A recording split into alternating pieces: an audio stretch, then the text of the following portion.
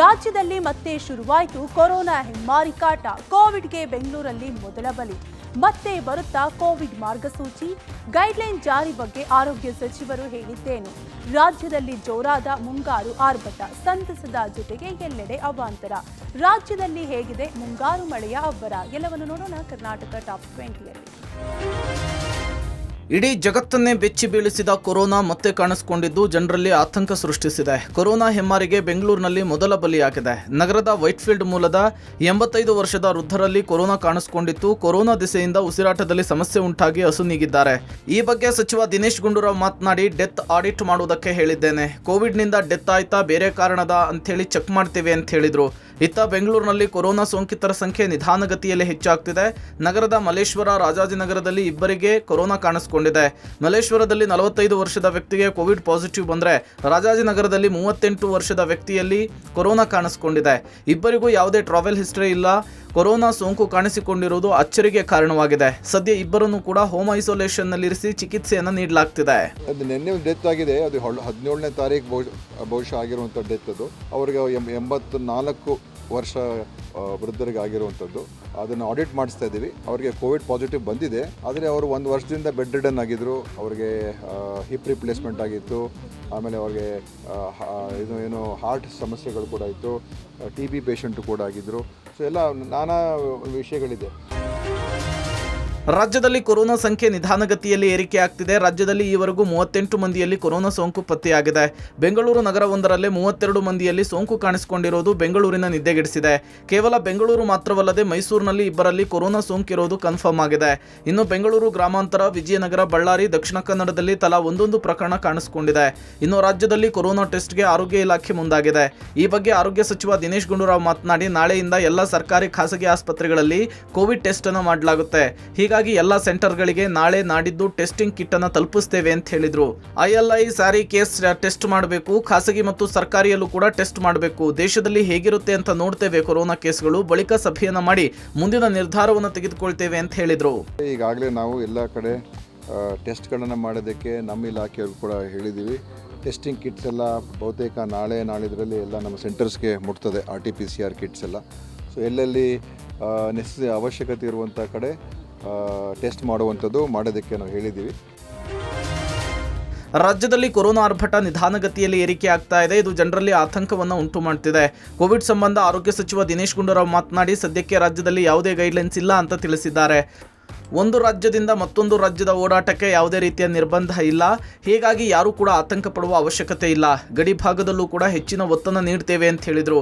ಇನ್ನು ನಿನ್ನೆ CM ನನ್ನ ಜೊತೆಗೆ ಮಾತನಾಡಿದ್ದಾರೆ ಅಂತ ಹೇಳಿದ ಗುಂಡೂರಾವ್, ಯಾವುದೇ ತೀರ್ಮಾನವನ್ನು ತೆಗೆದುಕೊಳ್ಬೇಡಿ, ನಿಯಂತ್ರಣ ಮಾಡಿ, ಕ್ಷಣದ ಮಾಹಿತಿಯನ್ನು ನನಗೆ ಕೊಡಿ ಅಂತ ತಿಳಿಸಿದ್ದಾರೆ ಅಂತ ಹೇಳಿದರು. CM ಅವರು ನಿನ್ನೆ ನನ್ನ ಹತ್ರ ಮಾತಾಡಿದ್ದಾರೆ. ನನ್ನ ಜೊತೆ ಚರ್ಚೆ ಮಾಡಿದ್ರು. CM ಅವರು ಹೇಳಿದ್ರು, ಯಾವುದೇ ಒಂದು ಕ್ರಮ ತಗೊಳ್ತಕ್ಕಂಥದ್ದಕ್ಕೆ ನಾವು ಹಿಂಜರಿಕೆ ಇರಬಾರ್ದು. ಎಲ್ಲ ಆದರೆ ತಜ್ಞರ ವರದಿ ಮತ್ತು ಎಲ್ಲ ಒಂದು ಕೇಂದ್ರದ ಅಭಿಪ್ರಾಯ ಕೂಡ ತೆಗೆದುಕೊಂಡು ಏನೇನು ಕ್ರಮಗಳು ತೊಗೊಳ್ಬೇಕು ಎಲ್ಲ ಮಾಡೋದಕ್ಕೆ ಅವರು ನನಗೆ ಹೇಳಿದ್ದಾರೆ. ಮತ್ತು ಅವಾಗವಾಗ ಎಲ್ಲ ನನಗೆ ಮಾಹಿತಿ ಮುಟ್ಟಿಸ್ಬೇಕು ಅಂತ ಕೂಡ CM ಅವರು ನನಗೆ ಸ್ಪಷ್ಟವಾಗಿ ನಿರ್ದೇಶನ ಕೊಟ್ಟಿದ್ದಾರೆ. ನೋಡಿ, ದರದ ಬಗ್ಗೆ ನಾನು ಈಗಲೇ ಮಾತಾಡೋಕ್ಕೆ ಹೋಗೋದಿಲ್ಲ. ಯಾಕಂತ ಹೇಳಿದ್ರೆ ಇನ್ನೂ ಅಲ್ಪ ಪ್ರಮಾಣದಲ್ಲಿ ಟೆಸ್ಟ್ ಆಗ್ತಾ ಇರುವಂಥದ್ದು. ರಾಜ್ಯದಲ್ಲಿ ಕೊರೋನಾ ಹೆಮ್ಮಾರಿ ಮತ್ತೆ ಕಾಣಿಸಿಕೊಂಡಿದ್ದು ಜನರಲ್ಲಿ ಟೆನ್ಷನ್ ಶುರುವಾಗಿದೆ. ಈ ನಡುವೆ ಮುಂದಿನ ವಾರದಿಂದ ಶಾಲಾ ಕಾಲೇಜುಗಳು ಆರಂಭವಾಗ್ತಿದ್ದು ಇದು ವಿದ್ಯಾರ್ಥಿಗಳು ಹಾಗೂ ಪೋಷಕರಲ್ಲಿ ಟೆನ್ಷನ್ ಅನ್ನು ಉಂಟು ಮಾಡಿದೆ. ಕೊರೋನಾ ಕಂಟ್ರೋಲ್ಗಾಗಿ ಸರ್ಕಾರ ಮತ್ತು ಖಾಸಗಿ ಕಾಲೇಜುಗಳಲ್ಲಿ ಮಾರ್ಗಸೂಚಿ ಪ್ರಕಟಿಸುವ ಸಾಧ್ಯತೆ ಇದೆ ಎನ್ನಲಾಗ್ತಿದೆ. ಈ ಬಗ್ಗೆ ಆರೋಗ್ಯ ಸಚಿವ ದಿನೇಶ್ ಗುಂಡೂರಾವ್ ಮಾತನಾಡಿ, ಸ್ಕೂಲ್ ಓಪನ್ಗೆ ಇನ್ನೂ ಟೈಮ್ ಇದೆ. ಈಗಲೇ ಏನನ್ನೂ ನಿರ್ಧಾರ ಮಾಡಲ್ಲ. ಒಂದು ವಾರ ನೋಡಿಕೊಂಡು ಸ್ಕೂಲ್ ವಿಚಾರದಲ್ಲಿ ಏನು ಮಾಡಬೇಕು ಅನ್ನೋದ್ರ ಬಗ್ಗೆ ತೀರ್ಮಾನಿಸ್ತೇವೆ ಅಂತ ಹೇಳಿದರು. ಎಚ್ಚರಿಕೆಯಿಂದ ಮಾಸ್ಕ್ ಹಾಕೊಂಡು ತಿರುಗಾಡುವಂಥದ್ದು, ಅಂಥ ಜನ ಅಂತೂ ಕಡ್ಡಾಯವಾಗಿ ಮಾಸ್ಕ್ ಹಾಕೊಳ್ತಕ್ಕಂಥದ್ದು ಕೂಡ ನಾವು ಹೇಳಿದ್ದೀವಿ. ಅವರು ಅದೇ ಹೇಳಿದ್ದಾರೆ. ಸ್ಕೂಲ್ ಇನ್ನೂ ಸಮಯ ಇದೆ. ನಾನು ಹೇಳಿದ್ನಲ್ಲ, ಇನ್ನೊಂದು ಮುಂದಿನ 3-4 ದಿವಸ ನಾವೆಲ್ಲ ಕಡೆ ನೋಡಿ 4 ದಿವಸ 5 ದಿವಸ ನಂತರ ಮತ್ತೆ ಏನು ಮಾಡಬೇಕು ಅಂತ ನಾನು ತಿಳಿಸ್ತೀನಿ. ಈಗಲೇ ಆ ವಿಷಯದ ಬಗ್ಗೆ ನಾವೇನು ತೀರ್ಮಾನ ತೊಗೊಂಡಿಲ್ಲ.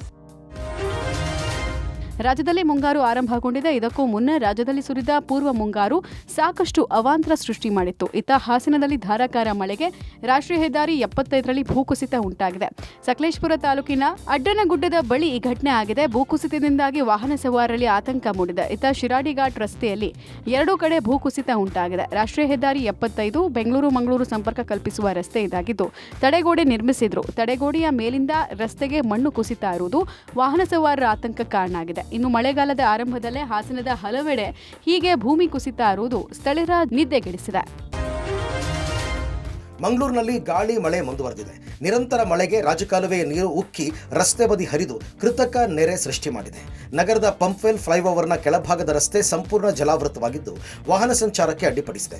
ಇನ್ನು ವಾಡಿಕೆಗಿಂತ 10 ದಿನ ಮೊದಲೇ ಮುಂಗಾರು ರಾಜ್ಯಕ್ಕೆ ಪ್ರವೇಶ ಮಾಡಿದ ಹಿನ್ನೆಲೆಯಲ್ಲಿ ರಾಜ್ಯದ ಕರಾವಳಿಯಲ್ಲಿ ಕಡಲ ತೀರದಲ್ಲಿ ಅಲೆಗಳ ಅಬ್ಬರ ಹೆಚ್ಚಾಗಿದೆ. ಭಾರೀ ಗಾತ್ರದ ಅಲೆಗಳು ಕಡಲ ತೀರಕ್ಕೆ ಅಪ್ಪಳಿಸುತ್ತಿದ್ದು ಮೀನುಗಾರರು ಹಾಗೂ ಪ್ರವಾಸಿಗರು ಸಮುದ್ರಕ್ಕೆ ಇಳಿಯದಂತೆ ಜಿಲ್ಲಾಡಳಿತ ಸೂಚನೆ ನೀಡಿದೆ.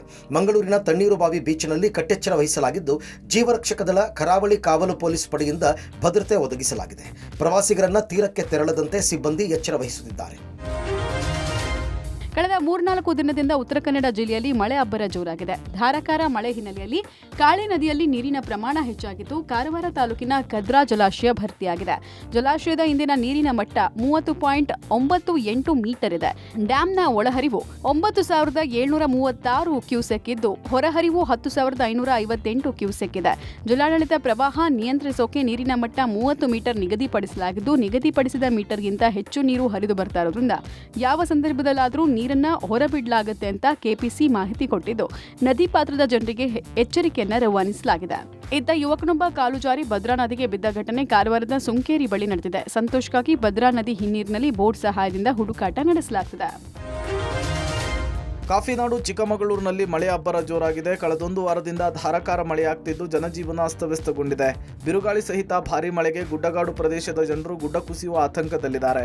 ಇತ್ತ ಮೂಡಿಗೆರೆ ತಾಲೂಕಿನ ಕೊಟ್ಟಿಗೆಹಾರ, ಚಾರ್ಮಡಿ ಘಾಟು, ಬಾಳೂರು, ಬಣಕಲ್ಲು, ತರುವೆ, ಬಿನ್ನಡಿ ಭಾಗದಲ್ಲಿ ಧಾರಾಕಾರ ಮಳೆಯಾಗ್ತಿದ್ದು ರಸ್ತೆಯ ಹಳ್ಳಗಳಲ್ಲಿ ಮಳೆ ನೀರು ನಿಂತು ವಾಹನ ಸಂಚಾರಕ್ಕೆ ಅಡ್ಡಿಯಾಗಿದೆ.